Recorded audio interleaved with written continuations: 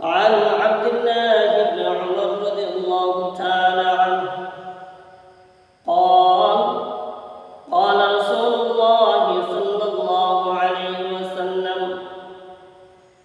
من ستر مسلما ستره الله في الدنيا والآخرة رواه مسلم।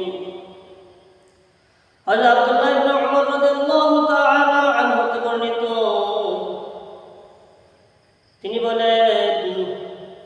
নবী করিম সাল্লাল্লাহু আলাইহি ওয়াসাল্লাম বর্ণনা করেছেন, মান সাতারা মুসলিমান, যে মুসলমান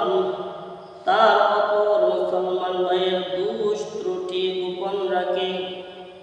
সাতারাহুল্লাহু ফিদ দুনিয়া ওয়াল আখিরাহ, মহান আল্লাহ সুবহানাহু